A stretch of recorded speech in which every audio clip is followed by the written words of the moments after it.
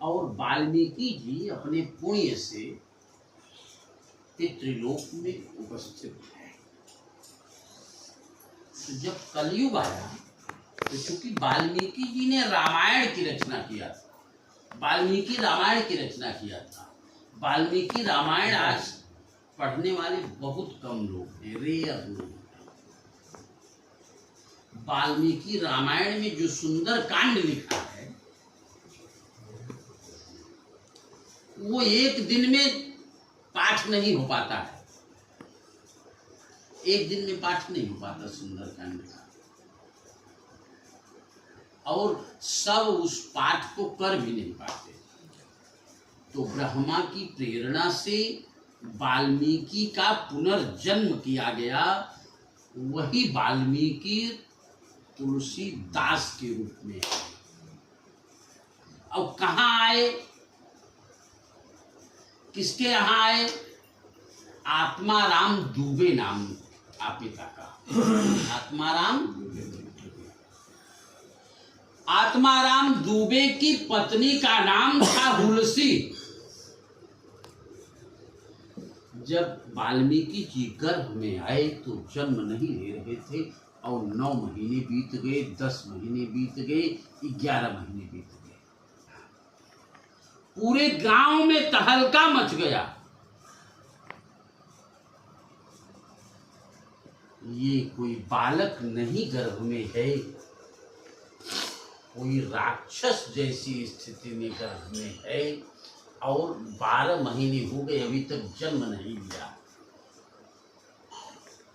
और जब ये जन्म लेगा पूरे गांव पर तबाही मच जाएगी।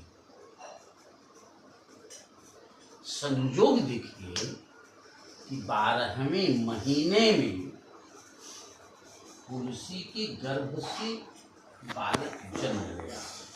और संयोग देखिए कि उस समय गंडांत मूल नक्षत्र था, और वो गंडांत मूल नक्षत्र में जन्म लेने वाले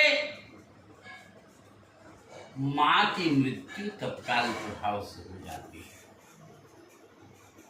जिसको गांव की भाषा में जर्जरवा मूल कहते हैं। जैसे ही जन्म लिया वैसे ही हुलसी चल रही। हुलसी की एक बहन थी, और जन्म लेने के तुरंत बाद तुलसीदास रोए नहीं थे। इनके मुख से इनका जब जन्म हुआ तो इनकी अवस्था 5 वर्ष की थी, और उन्होंने राम राम शब्द कहा। तुलसी की मां तो चल बसी, ओ आत्मा राम की पत्नी तुलसी चल बसी। दौड़ती हुई उसकी मौसी आई। मौसी कहने लगी कि ये तो राम बोल दिया, राम राम बोल रहा है। तब तक आत्मा राम ही आए। आत्मा राम ने कहा कि इसका नाम राम बोला रख दीजिए। तुलसीदास के जन्म के बाद में तुलसीदास का नाम राम बोला था, और वही तुलसीदास की सुरक्षा संरक्षा करने के लिए हनुमान जी की देख रेख रही थी। धीरे धीरे अब हनुमान जी की देख रेख हुई कर रहे थे। परिवार के लोगों ने आत्मा राम को भी घर से निकाल दिया, और तुलसीदास की राम बोला कि मौसी किसी प्रकार से इनका सेवा शुश्रूषा किया। थोड़े ही दिनों में इनकी मौसी भी खत्म हो गई। इनकी मौसी भी अब किसी महिला का सपोर्ट नहीं था। तो हनुमान जी की प्रेरणा से आत्माराम ने इन्हें बनारस ले गए, एक गुरु के यहाँ ले गए। वहीं से इनकी शिक्षा दीक्षा हुई। धर्म के प्रति आरूढ़ रहते थे। उसी दरमियान इनकी होने वाली पत्नी की भी मुलाकात वही हुई। और जिस गुरुकुल में ये जाते थे, इनकी पत्नी के पिता और भाई वहाँ आते जाते थे। हनुमान जी ने स्वप्न दिया इनकी पत्नी के पिता को कि तुलसीदास के साथ में उनका विवाह करिए। विवाह हुआ। वृत्तांत आपका विस्तार न पकड़े, इसके लिए अब हम मूल विषय पे आते हैं कि रामायण की रचना इन्होंने करना प्रारंभ कर दिया। तुलसीदास जी ने रामायण की रचना करना प्रारंभ कर दिया। किष्किंधा कांड तक रामायण लिखा जा चुका था। उसी दरमियान काशी से जो ब्राह्मण थे वो तुलसीदास से जलने लगे और एक चोर को नियुक्त किया कि तुम इनकी लिखी हुई पूरी रामायण जो लिखा है उस रामायण को तुम चुराओ और चुरा करके गंगा नदी में डाल दो। चोर चोरी करने के लिए तैयार नहीं हो रहा था। ब्राह्मणों ने चोर को दबाव दिया कि नहीं तुम करोगे तो तुमको हम जेल में डलवा देंगे और तुम्हारी जिंदगी बेकार हो जाएगी। उस भय से चोर ने चोरी करने का प्रयास किया और चोरी में सफल भी हुआ।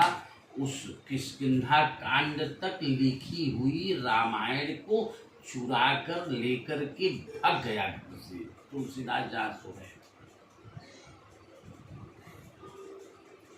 और गंगा नदी में फेंकने से पहले कहा कि मैं चोरी नहीं करना चाहता था, लेकिन ब्राह्मणों के दबाव से मैंने चोरी किया। जैसे ही गंगा नदी में फेंका वैसे ही हनुमान जी प्रकट हो गए।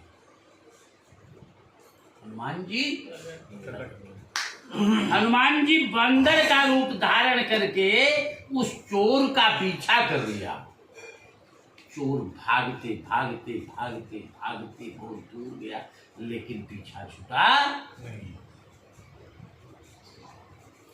और जैसे ही वो नदी में डाल दिया वैसे ही तुलसीदास की नींद खुली, अपनी पुस्तक खोजने लगे। पुस्तक मिला नहीं, पुस्तक मिला नहीं। हनुमान जी जब किसी संकट में पड़ते थे तो हनुमान जी का स्मरण करते थे। क्या कि संकट कटे मिटे सब पीरा, जो सुमिरे हनुमत बले पीरा। संकट से मुक्ति पाने के लिए उन्होंने हनुमान चालीसा का रचना किया। और ये भी उसी में लिखा था कि जो शतबार पाठ कर जोई, छूटे बंदी महासुख होई। तो किष्किंधा कांड के बाद में जैसी ही हनुमान चालीसा पूरी हो गई, हनुमान जी अपने राइटिंग में लिख करके जहां से चोरी की गई थी उसी स्थान पर रख दिया। ये हनुमान माने रामायण किष्किंधा कांड के बाद ही हनुमान चालीसा लिखी गई। बोलिए बजरंग बली की।